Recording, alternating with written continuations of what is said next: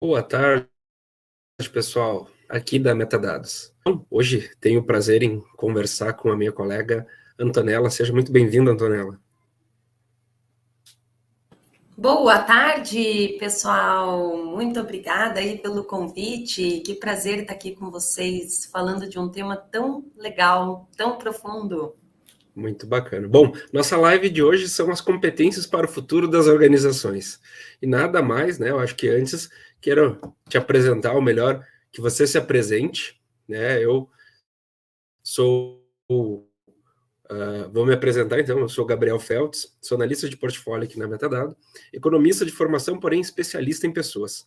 Então, a gente está aqui justamente para debater um pouquinho, porque eu adoro provocar as pessoas a desvendarem, né, a trazer essa questão de saírem do status quo e deixarem de lado o efeito manada, ou seja, que as pessoas comecem a ser protagonistas das suas próprias histórias. Então, te apresenta rapidamente para a gente começar esse bate-papo aí nessa tarde de quinta-feira. Perfeito, perfeito, Gabriel. Então, vou me apresentar. Eu sou Antonella Sátiro, mais conhecida como Tonton. Sempre me apresento dizendo que eu sou uma canceriana muito emotiva, com ascendente em Áries. Esse lado ariano eu trago muito no trabalho, com disciplina, determinação. Adoro sair da minha zona de conforto. Gosto muito de sempre estar testando coisas novas, me desafiando, porque eu acredito que é assim que a gente cresce, né? Muito ligado com o que você falou do efeito manada, Muito né? bem. Então, eu digo que eu sou uma apaixonada por pessoas, por seres humanos, porque não existe um ser humano igual ao outro, né? Eu trabalhei muitos anos com tecnologia, mas eu brinco que eu gosto de debugar a gente, porque cada pessoa tem uma forma de ser, uma forma de pensar diferente. Então, passei boa parte da minha carreira trabalhando em multinacional, em diversas áreas, atendimento ao cliente, contas a receber, projetos internacionais, depois fui para a área de inovação e para a área de tecnologia. E minhas últimas posições foram muito na área de gestão de pessoas, né? E sempre gostei muito de desenvolver pessoas, essa é a minha verdadeira paixão. Então, estudo muito sobre como fazer isso, técnicas, ferramentas, maneiras de ressignificar comportamentos humanos para que a gente sete, né, os nossos objetivos, sete as nossas habilidades para esse sucesso. E há mais ou menos 3 anos atrás eu fiz a minha transição de carreira, né? Hoje eu tenho 2 empresas na área de treinamento, consultoria, desenvolvimento, mentorias. Tenho a minha empresa pessoal e hoje atuo também como CEO e founder do Human Skills Manifesto, que é a empresa que eu estou representando aqui hoje, em parceria com a Metadados. Muito bom.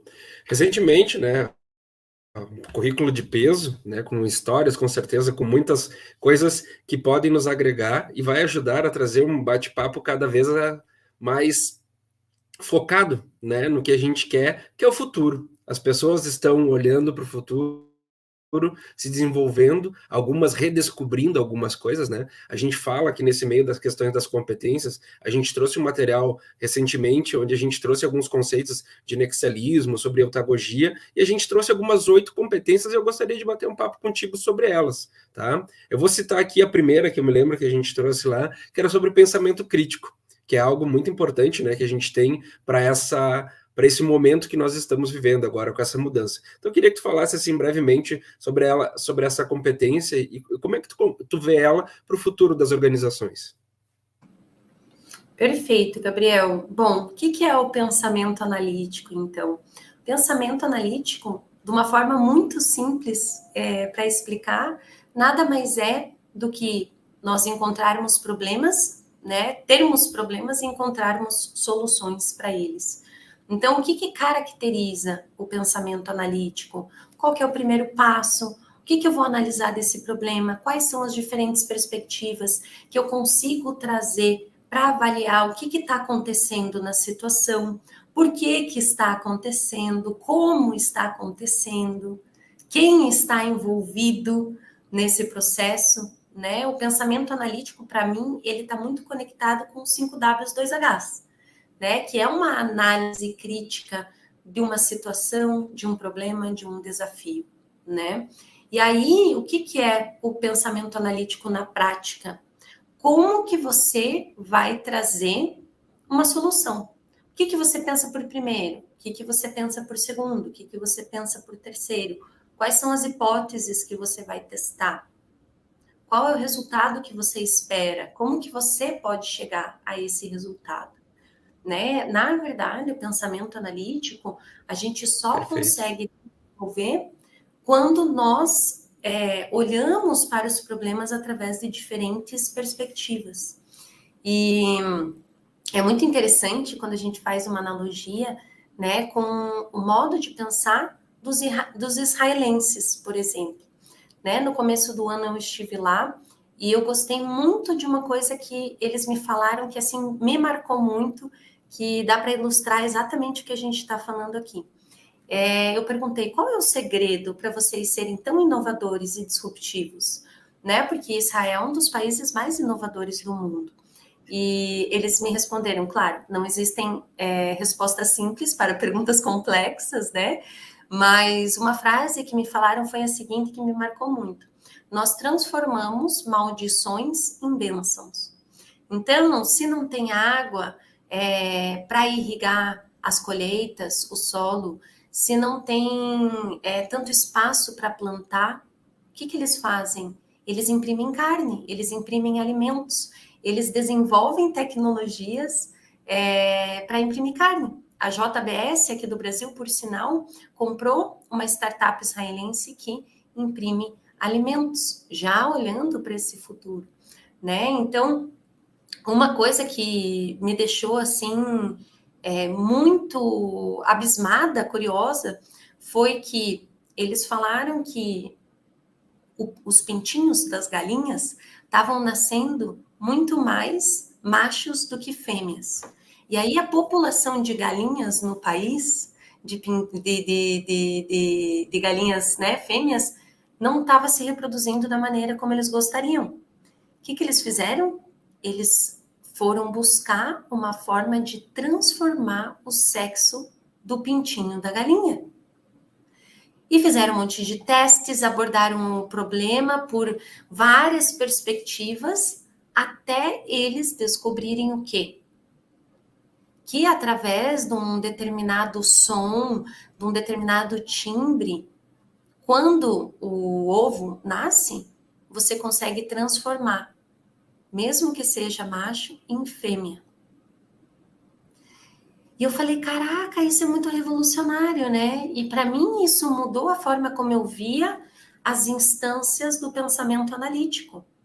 Porque a gente conhece várias pessoas, trabalha com várias pessoas. Algumas são mais rápidas para resolver problemas, outras demoram um pouco mais, outras analisam muitas perspectivas, outras tomam decisão de forma muito rápida.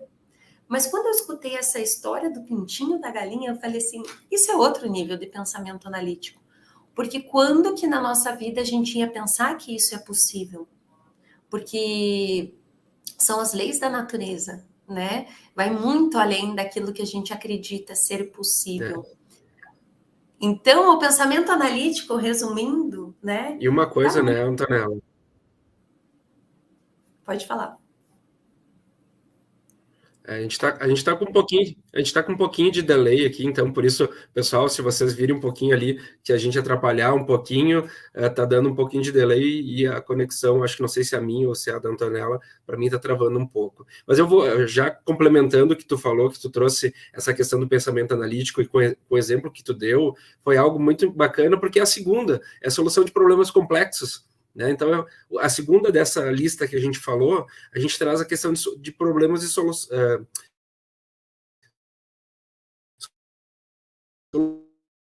de problemas complexos, que é exatamente o que tu falou. Eu preciso olhar para um momento e dizer assim acontecer, né?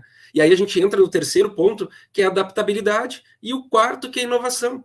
Então, nesse exemplo que tu trouxe, com o exemplo de Israel, onde a gente falou o pensamento analítico, o pensamento crítico, tu já trouxe um exemplo de soluções de problemas complexos, que é essa questão que tu pontuou. A gente tem adaptabilidade, então, ou seja, eu preciso me adaptar às situações. E existe uma empresa que é a do Yuri Levine, né, que é que é a Waze, que fala assim, apaixone-se pelo problema e não pela solução.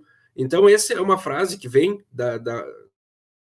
de Israel, né? Ou seja, do ecossistema de inovação de Israel, falando um pouquinho desse contexto. E aí a gente entra no terceiro, que é a inovação. Então, eu queria que tu trouxesse um pouquinho mais, trazendo agora, já abordando, nesse exemplo, tu abordou muito bem esses 4 primeiros itens, e depois a gente entra com o trabalho em equipe e humildade. Então, eu queria que tu já fizesse esse link com esses contextos aí que tu trouxe no exemplo.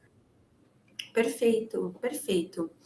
Então, você trouxe um ponto que é muito interessante, que é o quê? Nenhuma habilidade caminha sozinha.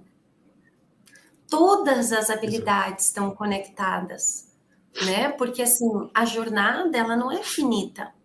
Ela tem várias etapas. Então, quando eu estou trazendo o pensamento analítico, eu também trago o pensamento curioso e inovador, né? Então, é isso que faz a diferença quando a gente começa a perceber no dia a dia aonde estão as habilidades, em quais momentos eu as estou utilizando e como eu estou utilizando. Porque é aí que eu crio essa percepção do meu ser e parecer. Quando a gente fala de habilidades humanas, muitas vezes é complexo você trazer escalas de conhecimento. Por quê? Porque, para mim, o meu nível de expertise é baseado naquilo que eu conheço e na minha visão de mundo. Outra pessoa de fora, vendo o meu nível de expertise, pode ter outra avaliação. E aí, aquela velha história, tem um ponto, tem o outro e tem a verdade, né?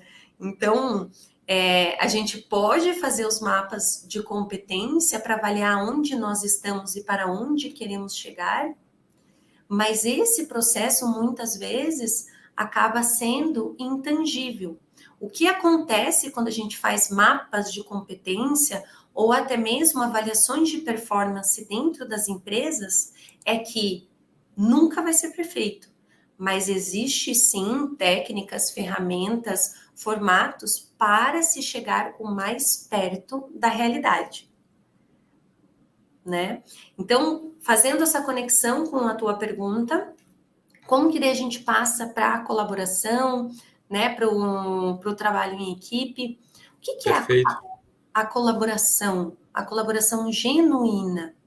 A colaboração genuína é quando o time trabalha junto, um adiciona valor ao outro, existe um ego muito pequeno ou quase inexistente, onde todo mundo constrói em cima das ideias de todo mundo.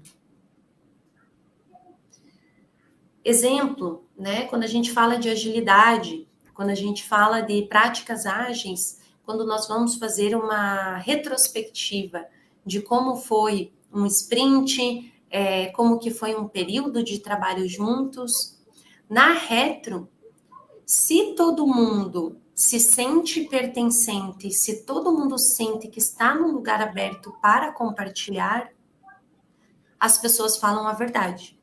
E quando as pessoas falam a verdade, sem medo de serem julgadas, uma pessoa dá uma ideia, a outra constrói em cima dessa ideia, a outra traz outro ponto. E aí, a partir disso, são elaborados objetivos e o time muitas vezes ajuda um ao outro. Então, o que é essa colaboração genuína, que é uma colaboração-cooperação? É você passar todo o teu conhecimento para as pessoas que estão ao teu redor, sem medo que elas se tornem melhores que você. Para mim, isso é a maior colaboração que existe. Com certeza. É você ser abundante. Não, beleza. A gente está com essa... Acho que a minha conexão está ruim, acho que ela está dando um pouco de instabilidade, mas enfim, são questões do home office, fazem parte de um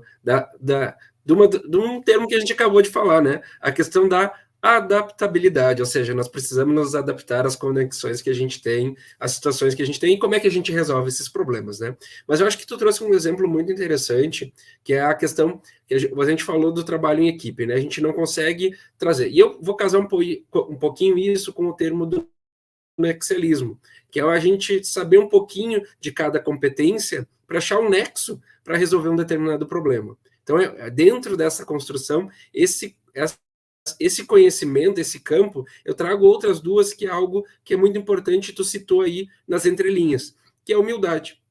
As pessoas precisam aprender a ter humildade, porque se não sabem, para aprenderem. E se sabem, ter a humildade para desaprender, para reaprender, para depois aplicar. Então, ou seja, eu acho que vamos trazer um pouquinho desse conceito nesses exemplos que tu trouxe, e aqui a gente pode citar as outras duas, que entra a questão da resiliência, né, de como que a pessoa consegue fazer as coisas ao mesmo tempo, e se não dão certo, ela se reergue, mas de forma criativa, que a outra competência é a criatividade.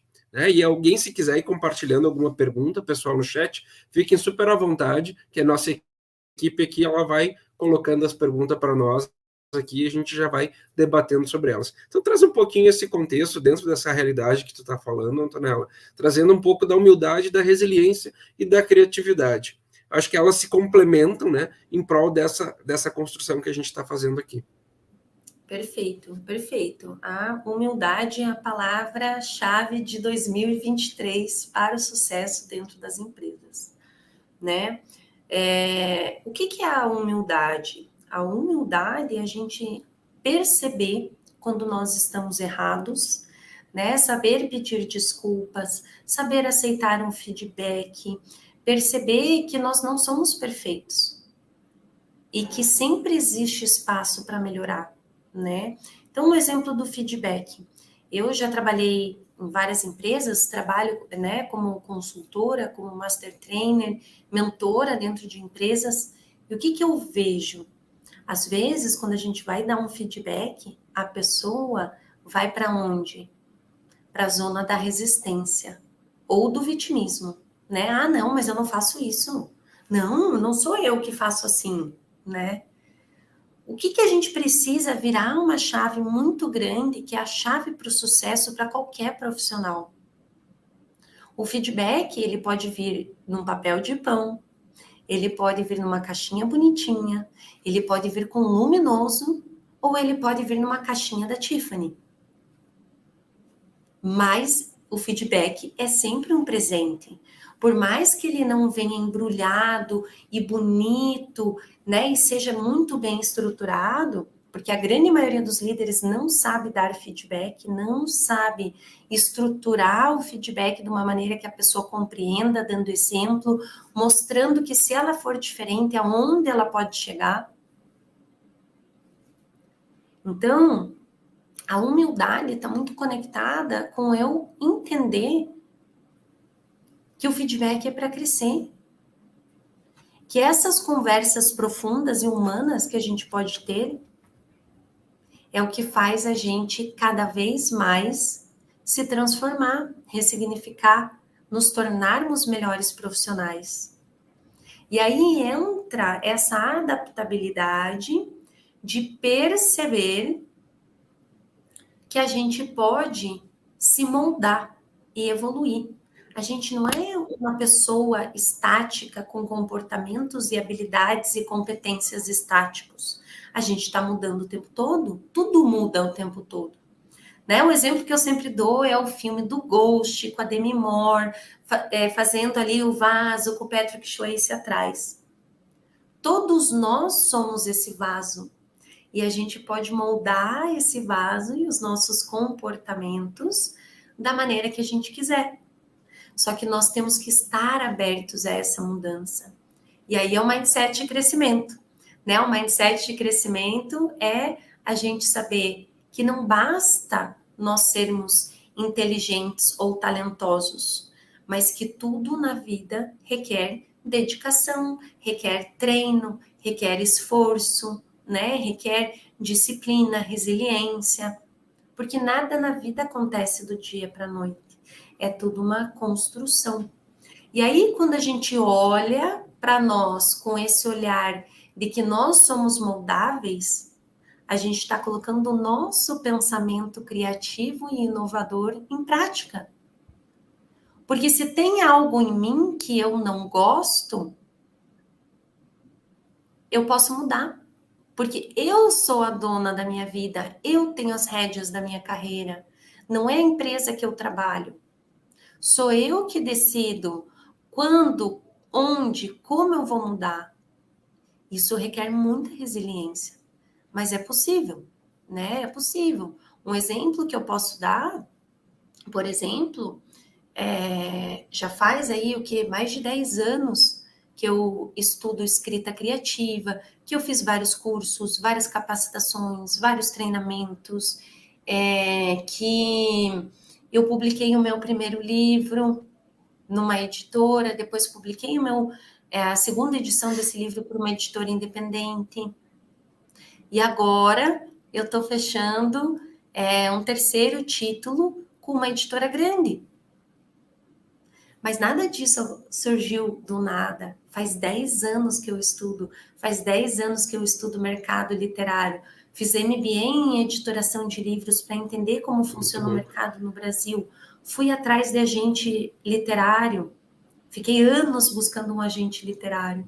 E 10 anos depois que eu consegui, né? Então, essa resiliência e essa criatividade, eu não consegui fazer de tal forma, deixa eu olhar como é que eu posso fazer diferente, deixa eu conversar com outras pessoas, deixa eu me informar para entender como é que funciona esse mercado, para eu conseguir chegar lá, né? Não foi ninguém que veio e me deu as informações de mão beijada, fui eu que fui buscar. E sempre pensando, o que eu posso fazer diferente? Com quem que eu ainda não falei? Aonde que eu posso buscar as informações, né?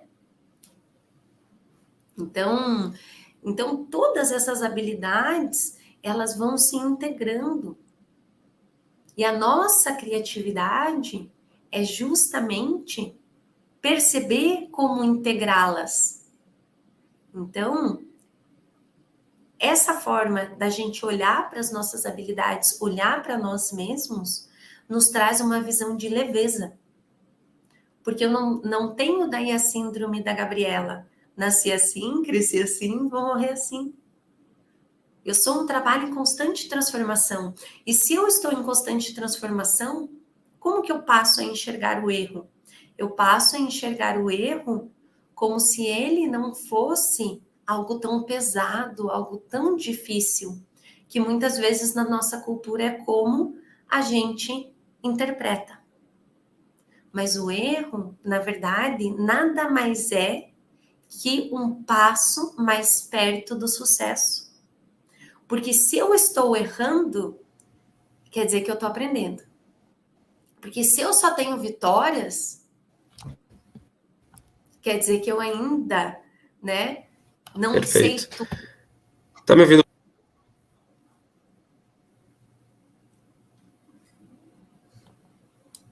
Alô, alô?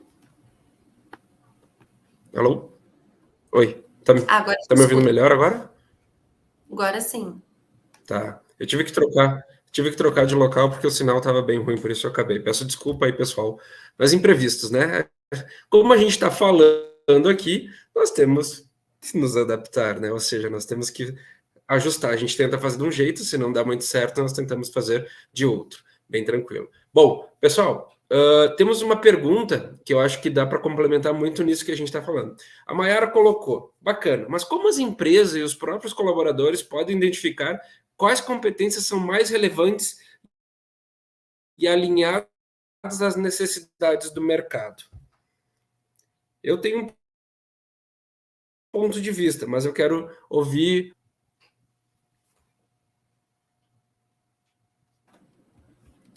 Perfeito. Vamos lá.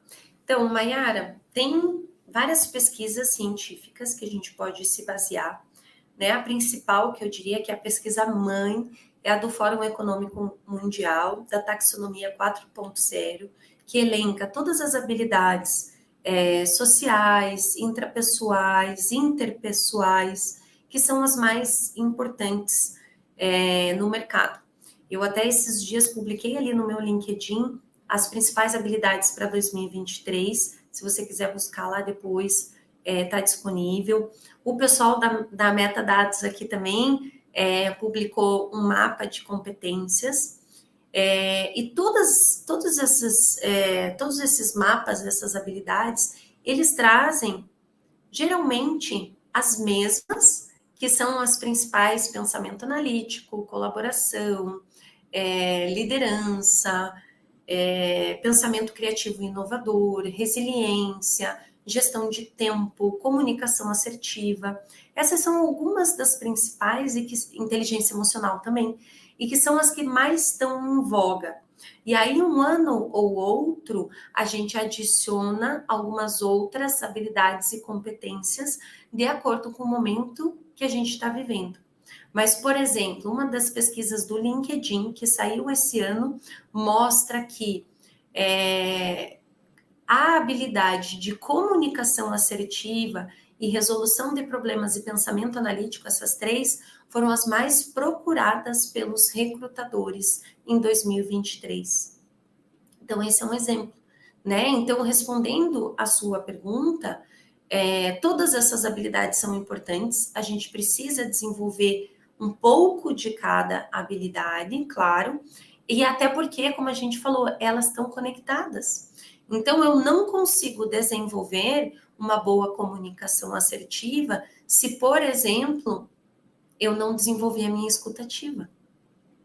Porque eu preciso ouvir profundamente, com níveis atentos de escuta mais profundos, como são elencados, por exemplo, pela teoria U, e escutar, ouvir, não só as palavras, mas ouvir os gestos, a postura corporal, o tom de voz, as palavras que a pessoa usa, os adjetivos que a pessoa usa. Então, a escuta, ela vai muito mais além do que só o que está na orelha. Ela é todo um conjunto. E escutar de verdade para depois formular uma resposta e de maneira muito mais assertiva, né? E aí tem várias nuances que às vezes a gente não considera. Um exemplo que eu sempre dou é que nós brasileiros, quando a gente vai se comunicar e a gente vai passar uma mensagem para as pessoas, o que a gente geralmente pergunta no fim dessa mensagem? Você me entendeu? A gente passa a responsabilidade para a pessoa que está nos escutando, sendo que a responsabilidade da comunicação assertiva é do interlocutor. Como que os mexicanos perguntam, depois que eles falam alguma coisa? Eles perguntam: me hice compreender? Eu me fiz compreender? O que isso quer dizer? Isso quer dizer que ele trouxe a responsabilidade para ele, o protagonismo para ele em relação às habilidades humanas.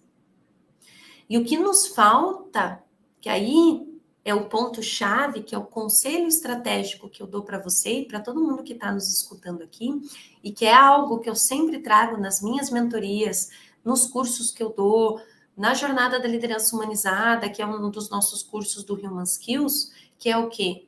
Autoconhecimento. Eu preciso aprender a me perceber. Eu preciso aprender a entender como eu ajo perante as situações. Perante as situações tranquilas, essas são as mais fáceis, mas nas situações mais desafiadoras, aquelas que me tiram da zona de conforto e que me geram estresse, como que eu lido com essas situações? É aí o ponto da virada. É aí que a gente começa a perceber em qual nível de habilidade eu estou. Muito bem. Antonella, a gente tem mais uma pergunta. Pessoal, se quiser colocar.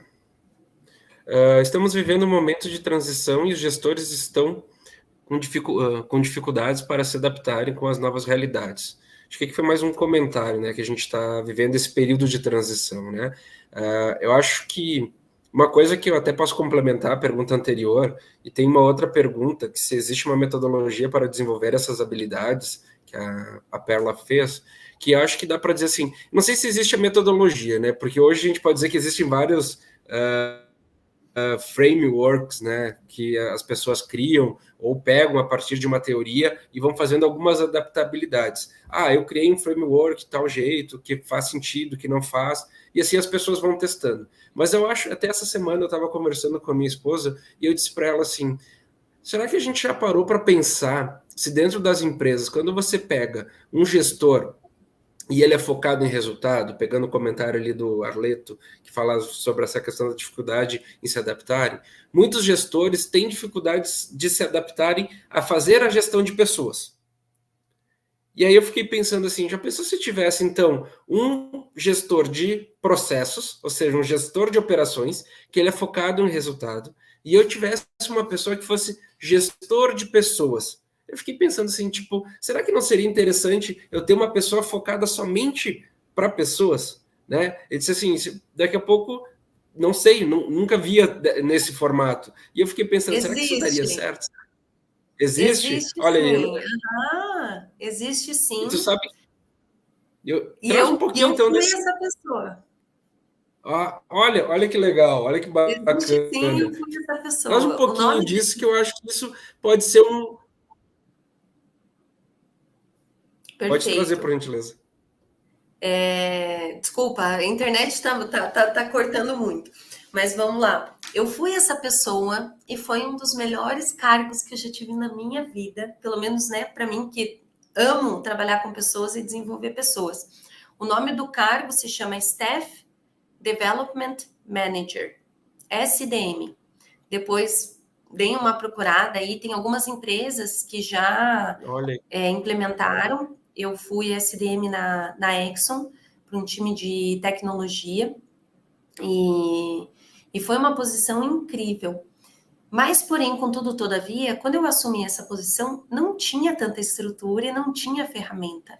Eu fui desenvolver a ferramenta, que é o quê? uhum, Né? O que eu vejo que é a maior dificuldade dentro das empresas e que muitas vezes as empresas me contratam, que é um SDM as a service, né? Um gestor as a service. Que o que quer dizer? Qual que é o papel dessa pessoa que só foca em pessoas, desse gestor que só foca em desenvolver pessoas?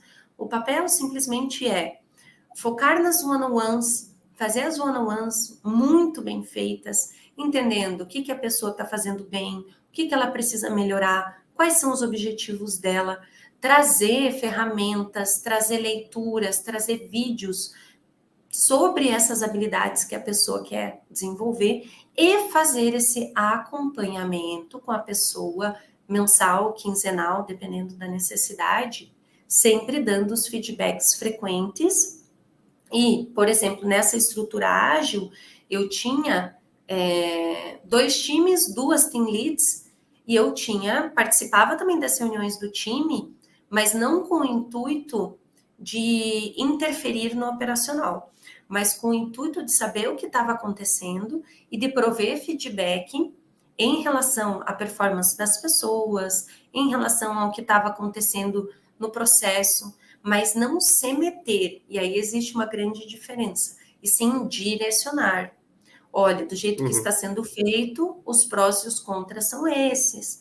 Se vocês querem atingir uma melhor performance, a gente poderia ir por esse viés aqui, por esse lado. Vamos testar essa hipótese?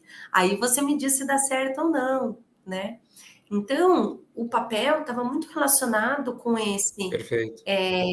com esse mapeamento, com acompanhar, desenvolver e também fazer as reuniões com o time, né? Fazer os mapas de competência, prover os treinamentos, os cursos necessários. Então, eu, como gerente, eu desenvolvi os treinamentos para a própria equipe, em várias áreas, em várias habilidades humanas.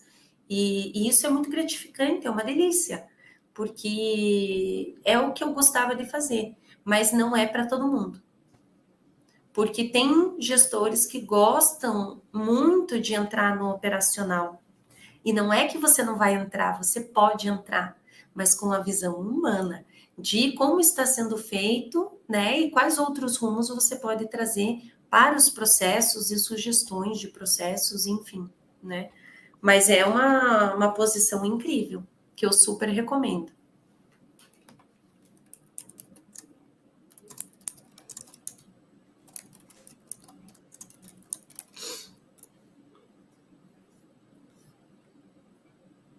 E acho que o Gabriel deu uma travada agora. Mas então, complementando, né, o que eu estava falando aqui, qual que é a maior dificuldade dos gestores hoje? A maior dificuldade dos gestores é fazer esse acompanhamento e esse desenvolvimento humano, porque nem todo mundo se sente confortável em fazer. Por quê? Porque a gente está muito acostumado a desenvolver as nossas habilidades técnicas. A gente entra nas empresas, somos admitidos pelas nossas habilidades técnicas, mas somos mandados embora ou desligados da empresa, na grande maioria, pelas habilidades humanas. E por que que isso acontece? Porque a gente não aprende desde criança a fazer a gestão dos nossos sentimentos, das nossas emoções. Ou então a gente não aprende sobre mindset de crescimento. A gente não aprende sobre liderança, comunicação assertiva. Muito difícil as escolas e as universidades que ensinam isso para as pessoas. Mas quando nós entramos nos ambientes profissionais, é isso que é mais exigido de nós. Então, o que eu sempre digo, e que aí é um ponto muito importante, quando a gente entra numa empresa, e principalmente como gestor, a gente precisa aprender a ler os ambientes, o não dito, o invisível. A gente precisa ler o jogo de poder, os interesses, o ego nas organizações. Isso ninguém nos ensina. E quem sabe, muitas vezes não compartilha o conhecimento porque acha que esse conhecimento deve ser acessível a poucos. Por isso, né, que o Human Skills foi criado. Uma das matérias que a gente tem na jornada da liderança humanizada justamente se chama Segredo, Ego e Interesse nas Organizações, para ensinar as pessoas, através de processos, como que a gente lê esses ambientes. Quais são essas características invisíveis, intangíveis, que a gente pode começar a trazer processo para analisar. Então, é muito legal quando a gente começa a fazer essas analogias.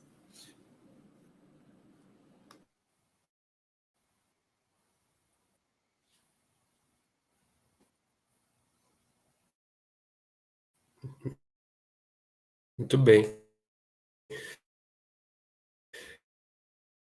Eu te peço mais uma vez desculpas aí, mas hoje realmente. Tá me ouvindo, Tamel?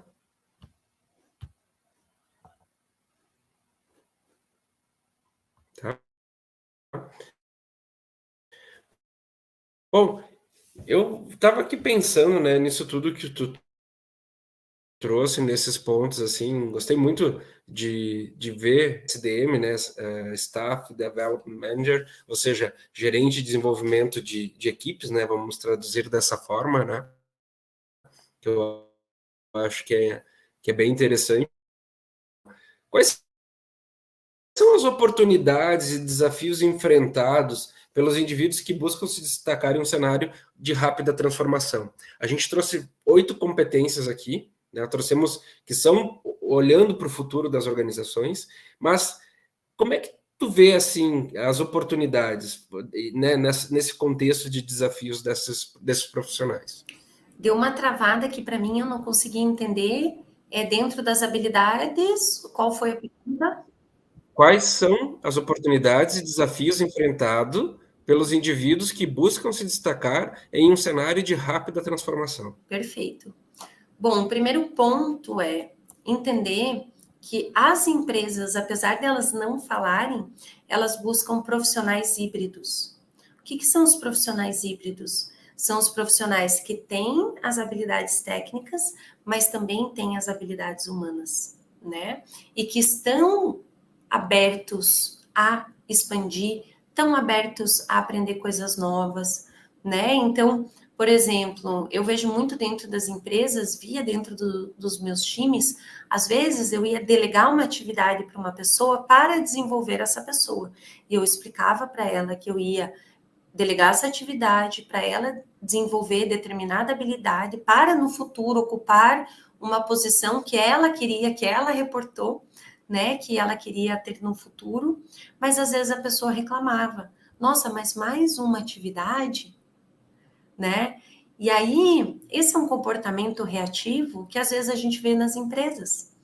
As pessoas querem melhores posições, elas querem melhores cargos, mas elas não estão abertas ao trabalho que isso dá. Por quê? Quando a gente vai pular de cargo, né? E quando a gente fala, por exemplo, de um contribuidor individual para um líder, a mudança de mindset é muito grande. Porque como contribuidor individual, eu olho para o meu quadrado. Eu estou vendo aqui só se o meu quadradinho está bem feito, né? Mas aí, quando eu viro líder, eu tenho que olhar para o quadrado de todos, de todas as pessoas. Eu preciso olhar para cada um com profundidade para entender o que essa pessoa é boa, o que ela pode melhorar, quais são as características mais fortes dela, o que eu vou dar de desafios para essa pessoa para manter ela motivada, engajada, desafiada, reconhecida. E olhar para várias pessoas ao mesmo tempo como se fosse um quebra-cabeças e o líder olhando de cima e entendendo que o líder não é mais o foco das coisas, quem é o foco é o time, porque aí as pessoas têm um viés inconsciente que elas acham que elas vão se tornar líder e o holofote vai estar sobre elas. Só que elas se enganam, porque quando a gente se torna líder, o holofote tem que estar no time e não no líder. O time Perfeito. que vai entregar os resultados, é o time que vai contribuir. Quem ajuda é o líder. Então, na verdade, é uma mudança grande de paradigma. Não é o time que trabalha para o líder, e sim o líder que trabalha para o time. E aí é uma visão de liderança servidora. E quando as pessoas fazem essa mudança de mindset, elas não conseguem perceber que às vezes elas estão tendo comportamentos egoístas, egóicos, e que elas querem aparecer como líder. E aí é onde mora muitos dos problemas da liderança. O ego dentro das organizações. Porque tem líder que tem que dar a palavra final em tudo. Perfeito.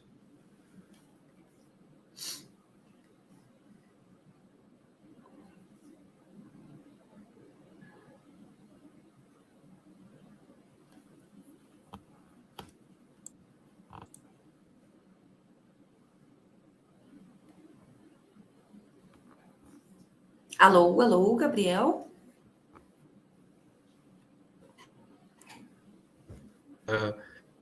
Acredito que esse é um passões, inúmeras contribuições para trazer para as pessoas, né? Eu acredito que quando a gente fala sobre liderança, né, a gente tem que ficar assim, a partir do momento que a gente se torna líder, a gente tem que saber que a gente assume um papel de inspiração, né? Ou seja, você vai mais desenvolver as pessoas, inspirar as pessoas, porque às vezes muitas pessoas se preocupam com dizer, vou ser líder porque vou ganhar um maior salário, vou poder dar ordens, tal. E não é por esse caminho, né? O caminho é completamente outro. Então a gente resgata um pouco daquelas 8 competências para os futuros, a gente traz uma que você falou, que é a principal, que é a humildade, né? Que a gente trabalha isso como uma das competências mais fortes, no meu ponto de vista, e mais importante para o profissional dentro das organizações, para o futuro das organizações. Então, já convido quem estiver aqui e ainda não baixou, tem um link aqui no chat do YouTube, vai estar o link para baixar a tabela de competências dessas que a gente falou, olhando o perfil do nexialismo e da etagogia.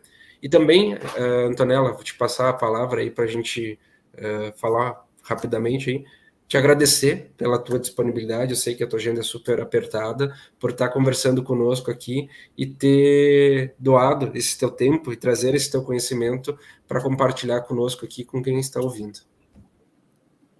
Ai, que maravilha! Eu que agradeço a oportunidade, gente. Eu estava super empolgada para essa live e hoje até estou em viagem. Eu falei, gente, eu marquei os meus compromissos depois da live, porque essa live não podia ser perdida de jeito nenhum, né? Então, o que eu posso dizer para vocês, para quem está aqui nos assistindo?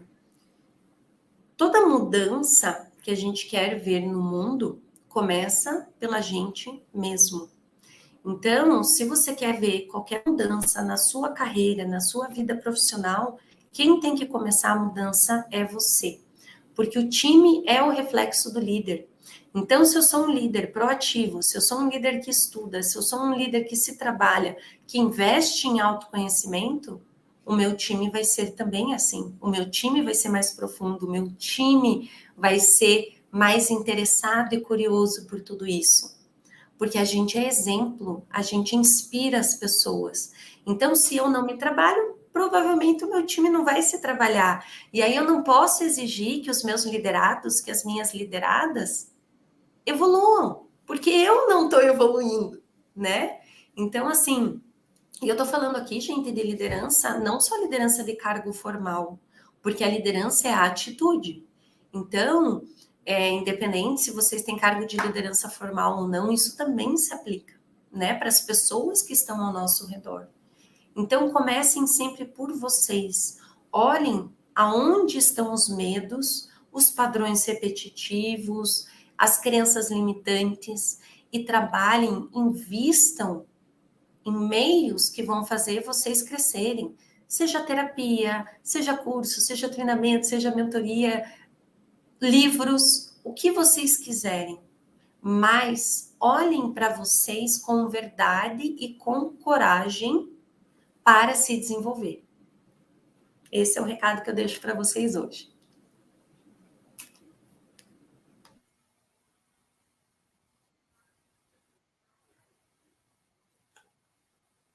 Perfeito.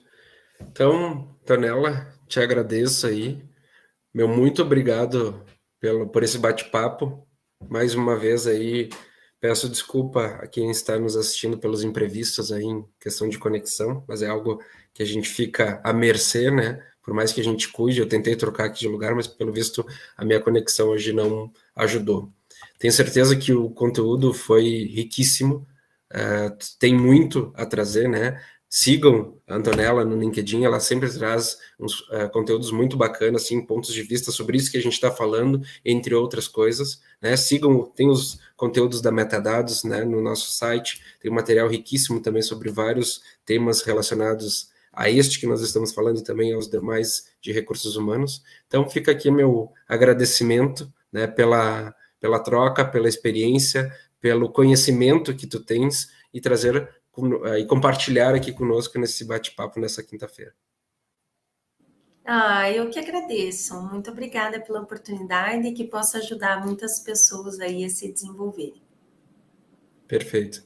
Pessoal, meu muito obrigado. Se quiserem, acessem o link, baixem o material que a gente disponibilizou aí para vocês.